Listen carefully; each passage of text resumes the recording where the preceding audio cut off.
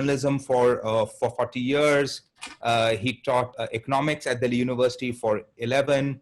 And as a journalist, I think Sir has, I think, 12 prime ministers, 50 Yes, chief yes. ministers.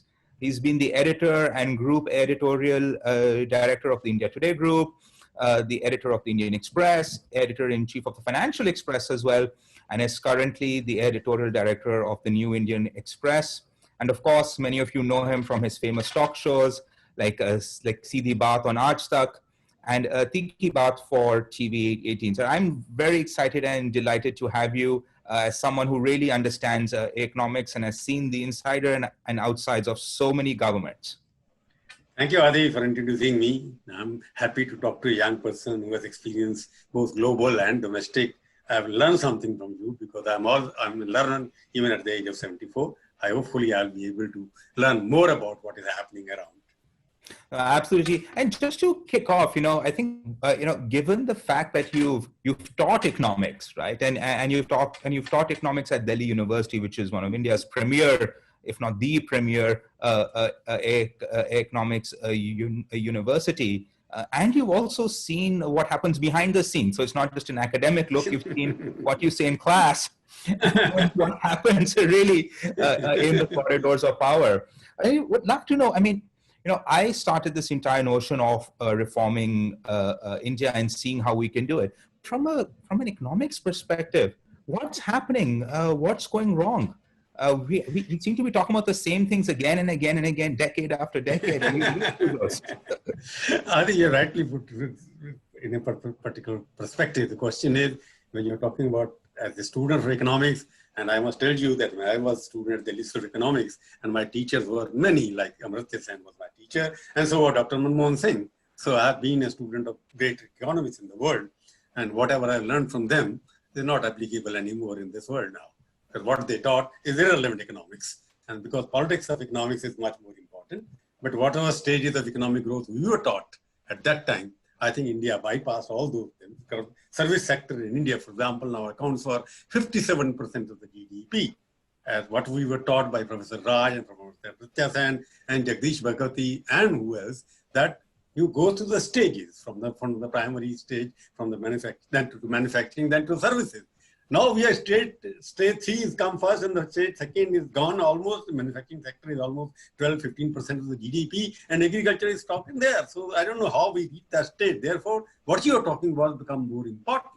Because when you go to a final stage of economic development, which America took almost 150 years to reach there, whereas other European countries took almost centuries to reach there, we reached there in 20 years. So whether that was a sustainable economic reform introduced in 91, that is a question we have to discuss. Whether the fundamentals of European or economic or Western model or the Harvard where you went to, those models could be implemented blindly on India. You bypass other systems and go for a sector which is doing very well, which is hot money, I call it. Once they start doing less, the whole economy is sunk. So when you're talking about your subject, which is very wide, reforming India. Reforming India from where? It's a huge subject. Huge subject.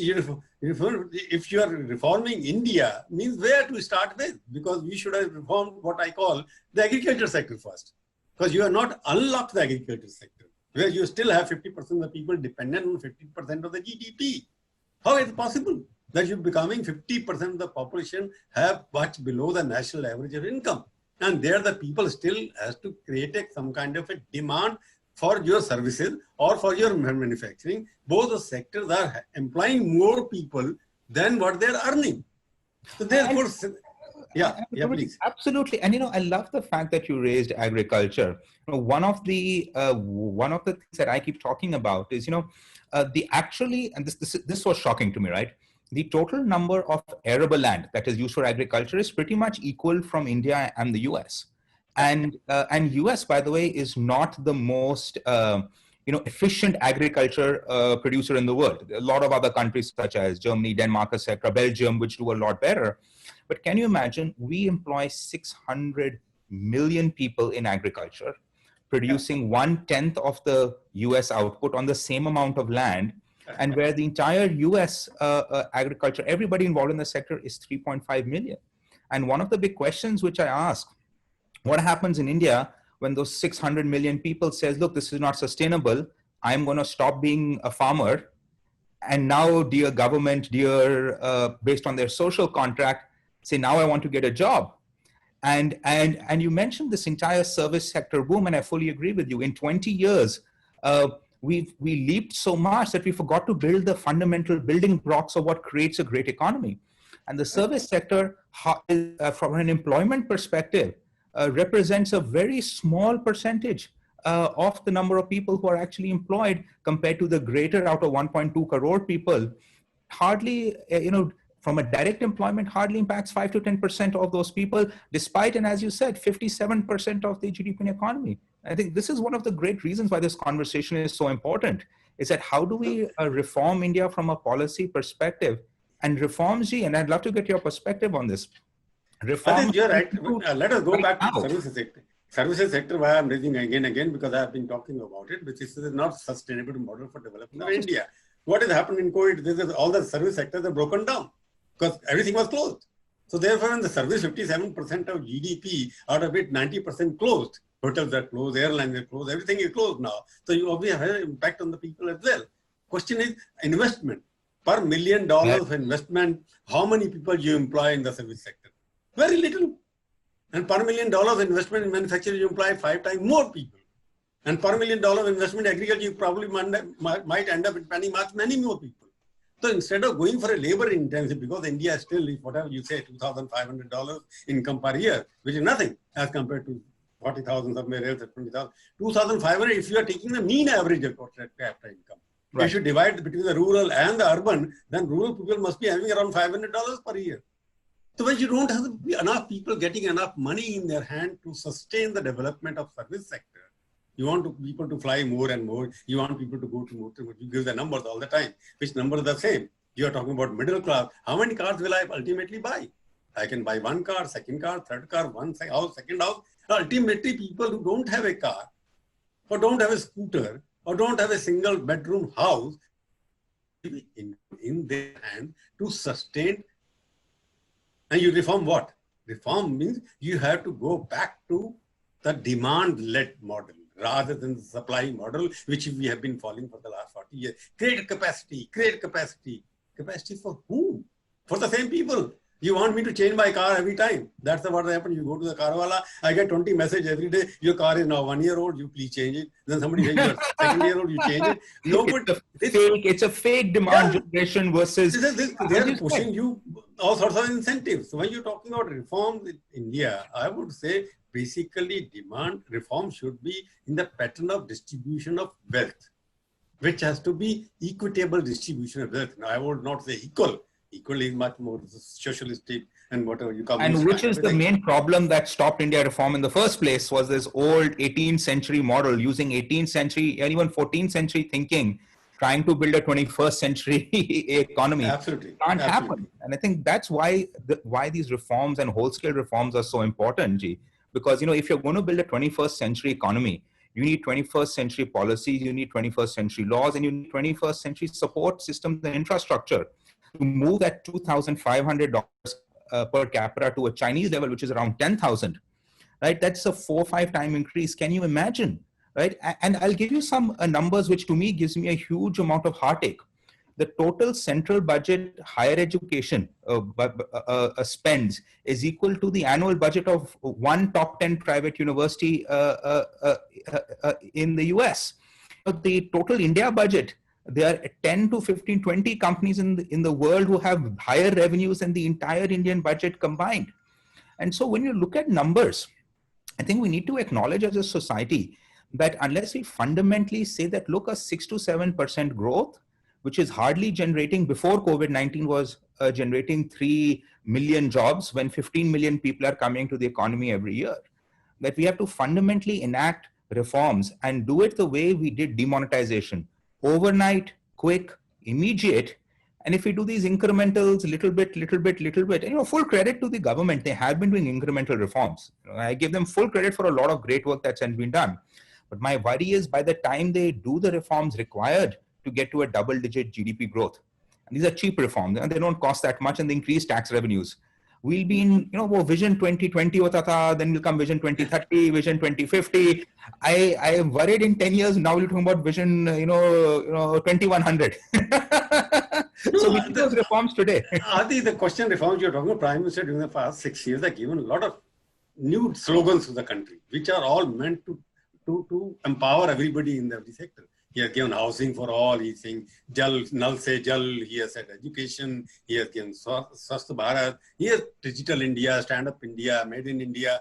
All this put together is a great push if it implemented. Because it applies to everybody. He talks about technology, but at the same time, he talks about rural India as well. But the problem arises, as you early pointed out, that the education budget of India, what you were speaking about, and 6% they have promised in the new policy, and 1968 policy education promised 6% also. 1986 policy also promised 6%. We are stuck at 2.5% at the moment. The question is, you have been to Harvard. I'm not saying that you should not have gone, but I'm saying we spend more money, double the amount we spend on Indian education than our children going abroad and spending abroad. $9 billion money goes out of India for students of rich parents and industries there, and maybe poor people as well. That 9 people is going because that is not encouraging the education reforms in India. Because all of us prefer to send my children to abroad so that there's no competition, there's no good school here. There we have got the IITs, we have got the IEMs, we are spending 5,000 crore rupees, almost $1 billion on every IIT. Still people don't want to come here. They do an IIT and go back to Harvard again or go back to somebody else. But Prabhuji, on education, the new national education policy has been passed by the cabinet. And the reason why I say this, it's an absolutely brilliant policy. And this conversation is more about reforming industry and entrepreneurship and investment. But I have full faith in the new NEP. I think not enough people have actually read it. I think the media has covered a few nice points, board exams has changed. Good president. But the NEP is the type of whole-scale reform. Although it's just a policy, I have to still wait until the bureaucracy gets through the knife and figures out what the laws that actually look at it. But I mean, that is the type of whole-scale reform that I'm talking about that needs to come into industry as well, to have a new deal for India, because the current DLG is not working. And it hasn't been working for quite some time. And I think COVID-19 has really pointed out a lot of holes in this old deal. And now is a great time to come out with a new deal for India and say, look, we had the courage to do demonetization, for better or worse. We had the courage to do the new national education policy. We have a courage for a new complete renovation of our ecosystem to encourage entrepreneurship and investment. And to me, that for me is the big thing the government can do, where, and there are a few policies which they can change, which can go from single digit to double digit growth within a couple of years. And that is what I'm really hoping for. No, Aditya, I'll ask you specifically, because since you're young entrepreneurs, you're operating at a very center, multi-global company. Can you please tell us, as a journalist, I would like to know, as an economist by training, what are the 3 basic reforms you're talking about? Reforming India. I'm talking India. You're big. Right. So you give me 5 reforms in India which you would like to be considered, because you are in the CII, FICCI, all of you go into delegations, meet all the prime minister comes every year, and you have been you are lobbying for policy changes, but at the end of it, individually you also do something different than what the CIA or FICCI decided, because everybody wants to have its own promotion. I know inside out. But question is, as a young industrialist, forget about CIA connection, because the chapter you're heading there.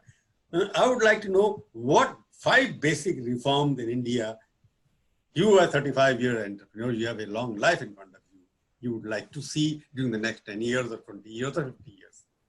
Thank you for that question. First, I'd love to see them in the next 6 months.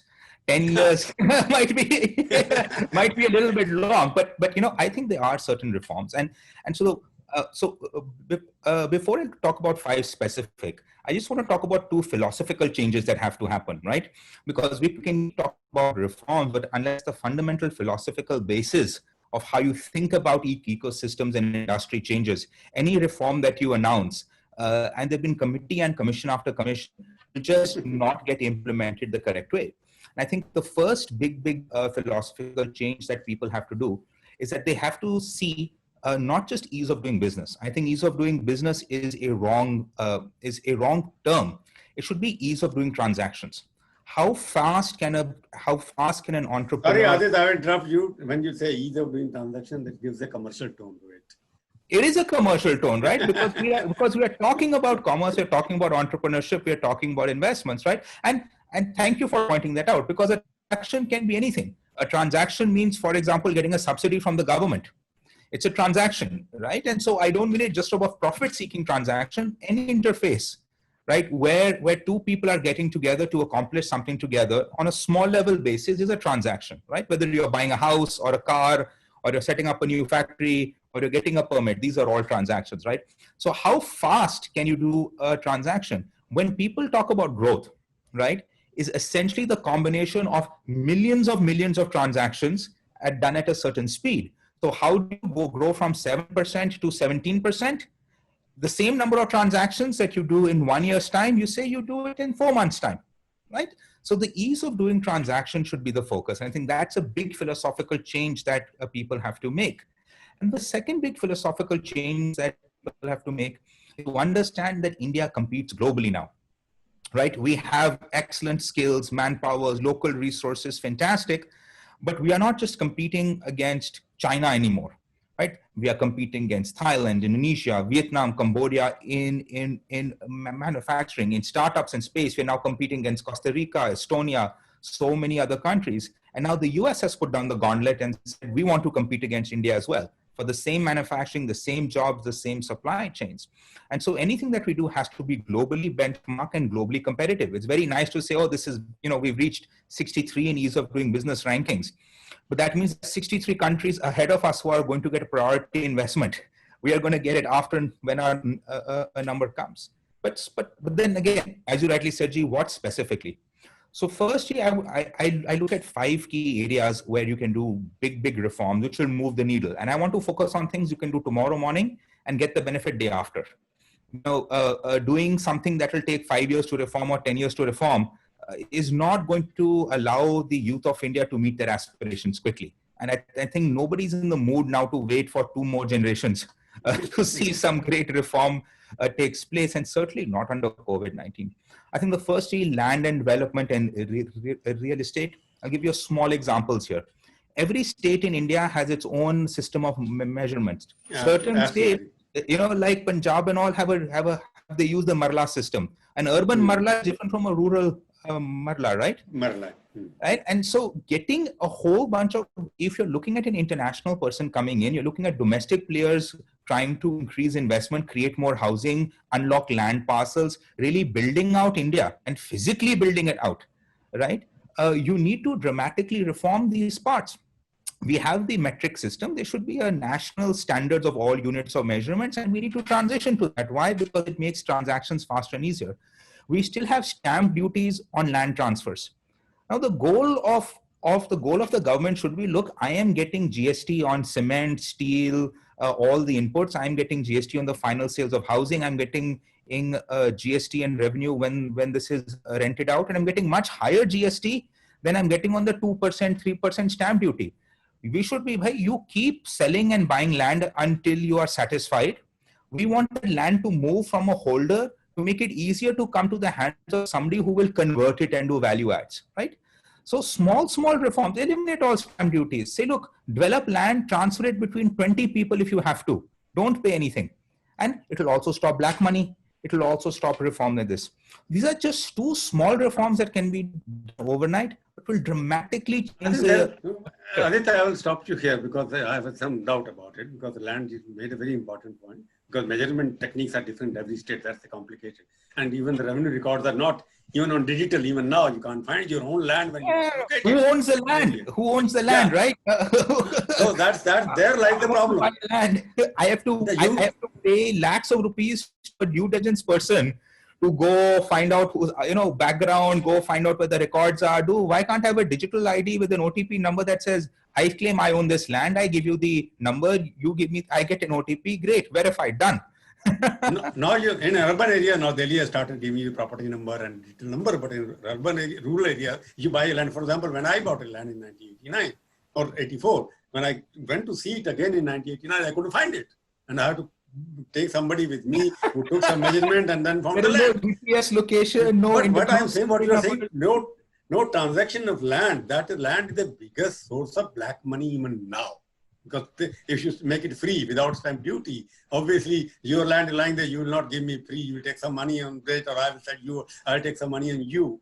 But there has to be some, I don't know what is the system, the rest of the country, whether they take any transfer. Why do people have black money in land? Because they don't want to pay the stamp duty. If there is no tax on land transfer, and why would anybody want black money? They'll only want black money if they're trying to bribe somebody. But if they're not trying to bribe somebody, they say, give me a check. There is no tax.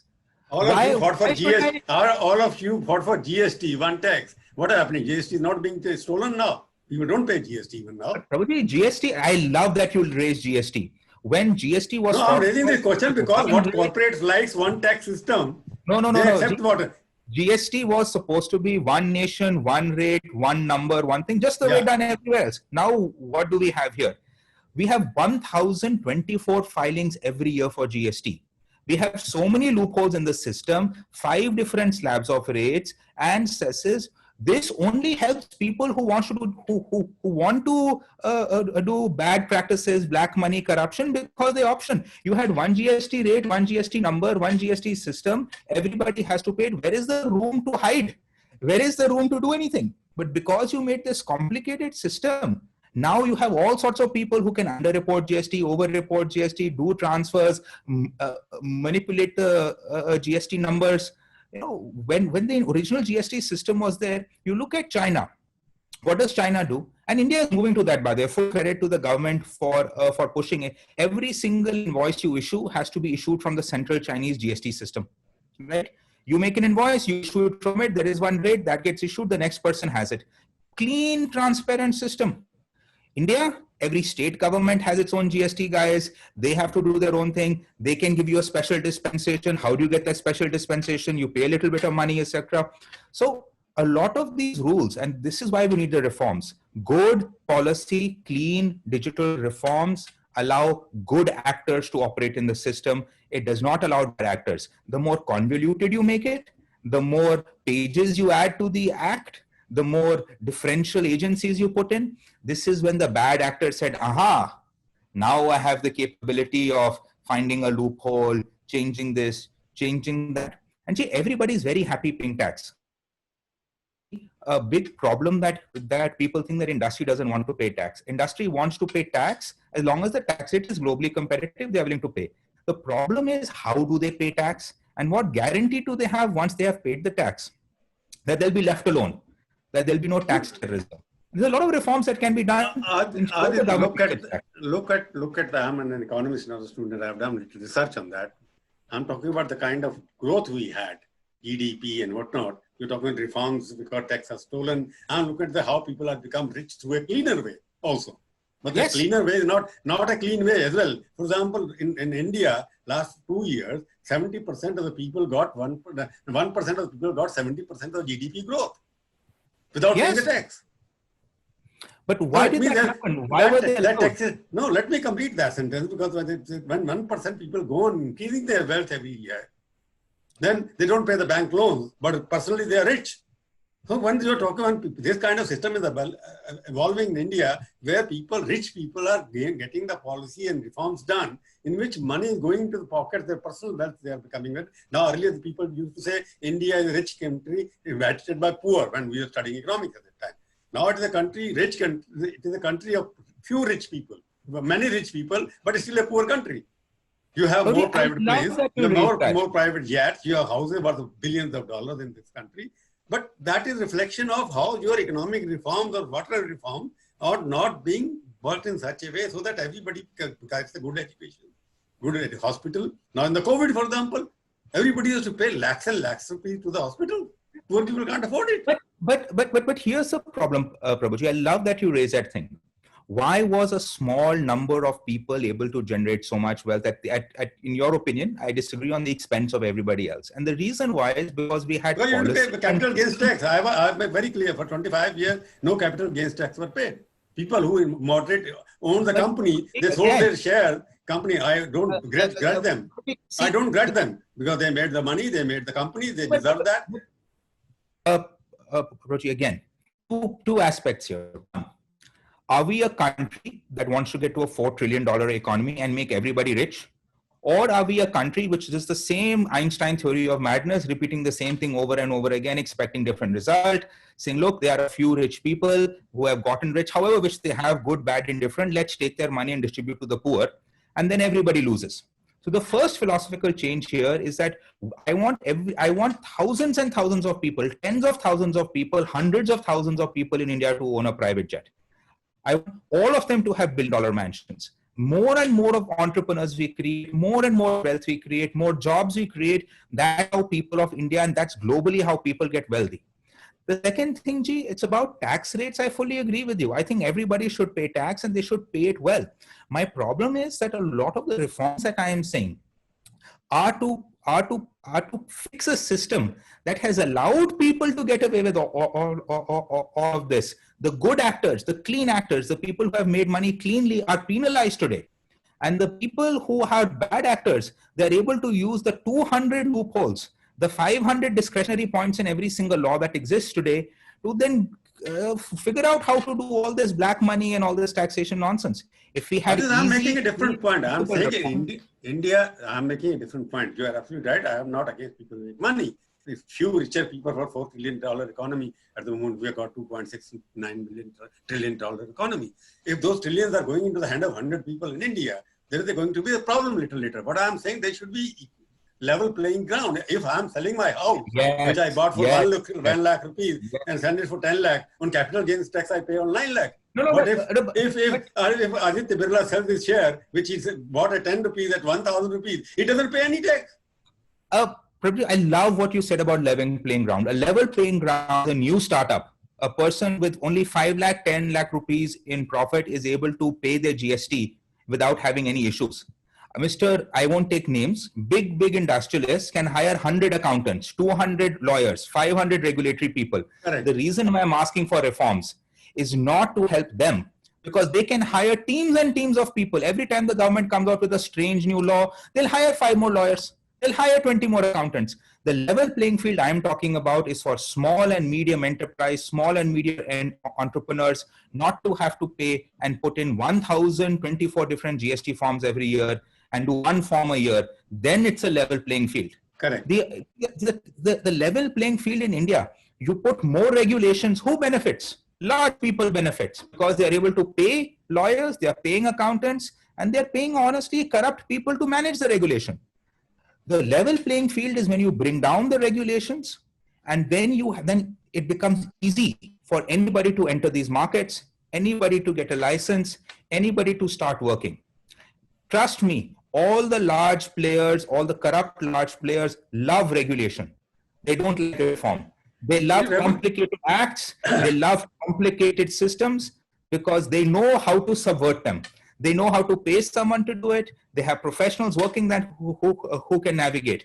The level playing field, the person who gets trapped is the young entrepreneur who wants to do a clean business, but instead of spending 80% time building products, services, and meeting customers, he's spending 80% of time navigating all these special regulations that were made and only 20% time doing it. Why are there 30 startups in Estonia which are supposedly doing Indian business, but the founders went to Estonia because they realized by the time they formed the company, got the tax numbers, got their office, regulatory, this, that, etc., they had exhausted their capital and they had exhausted their mental balance.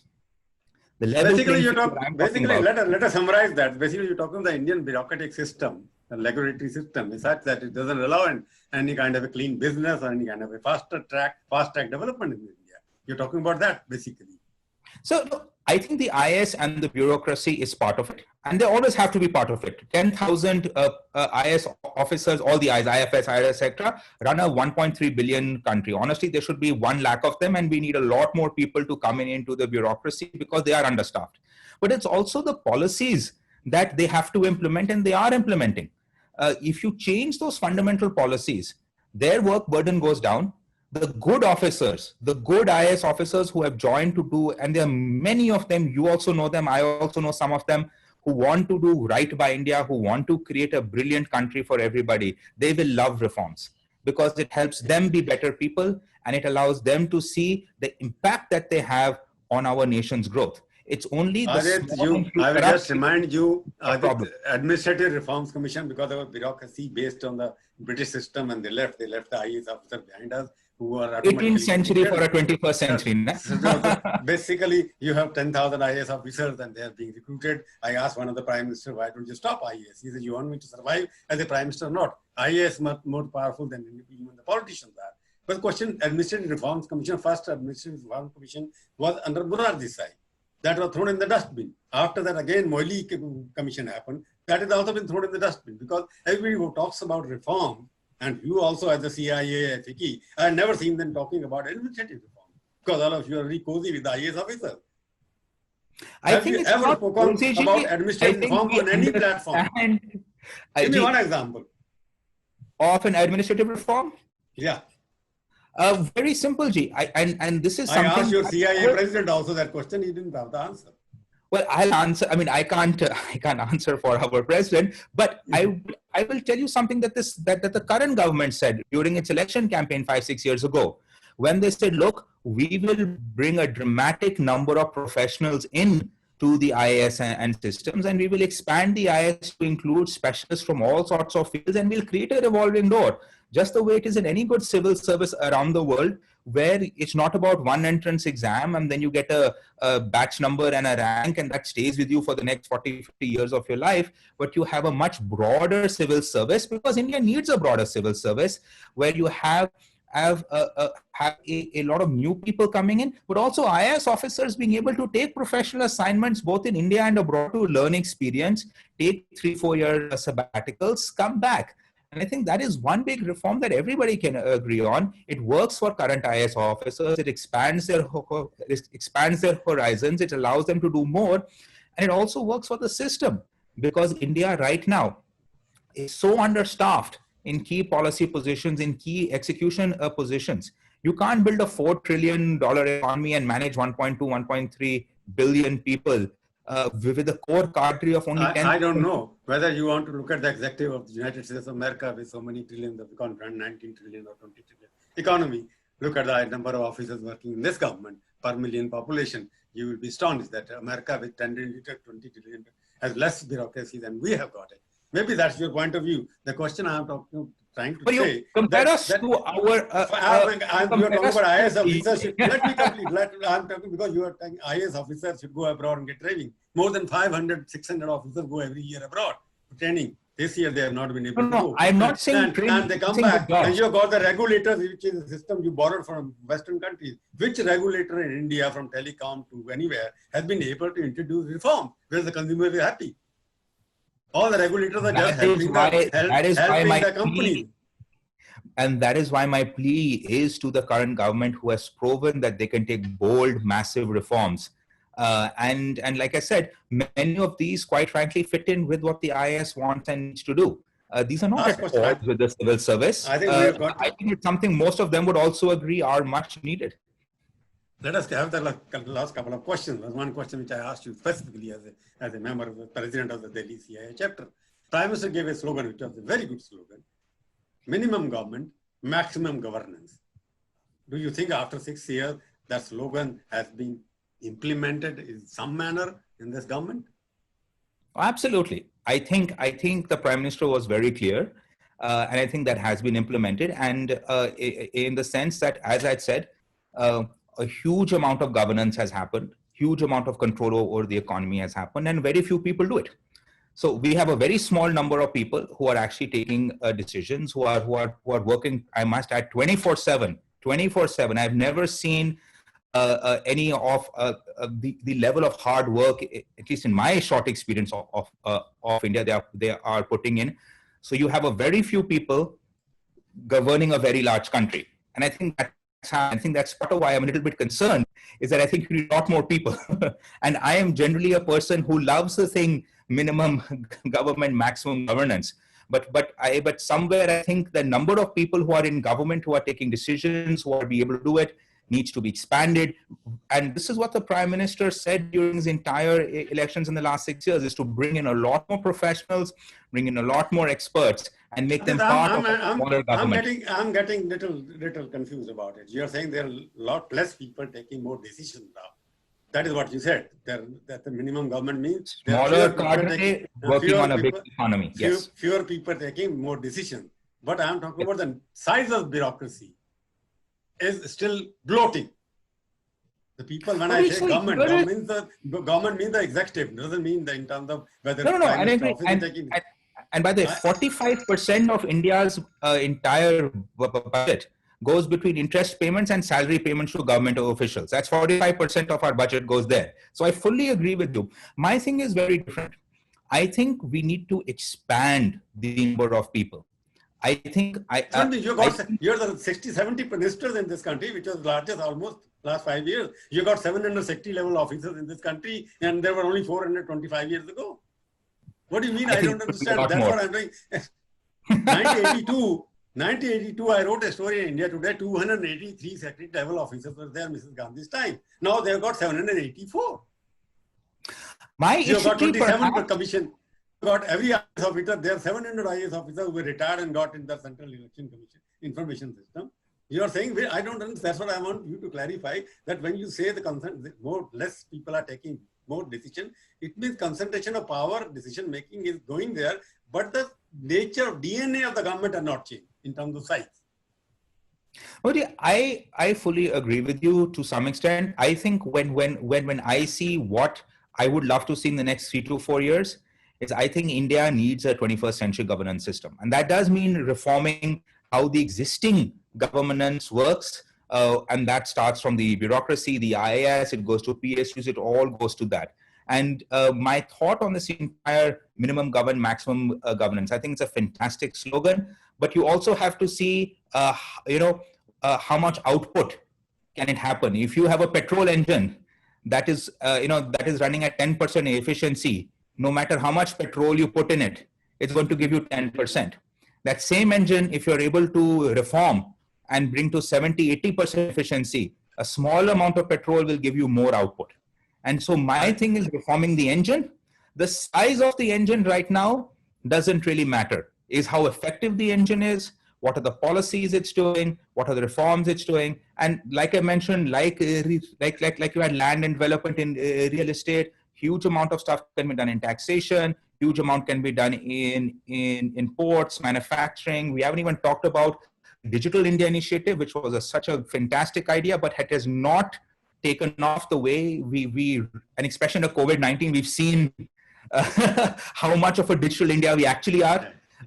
And I think those lessons, once you bring those reforms in and that you take their engine efficiency from 10% to 80%, then the size of the government, that is not an issue, because you're getting more output from the same size of the government.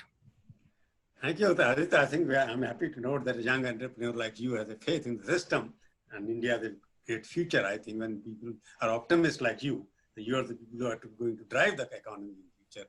I think you have got a much more vast expanse of knowledge. You have dealt with it. I think your input will be good for the government of India. Hopefully through CIA and other system, it will reach them. Thank you for joining me and both of us in a nice discussion.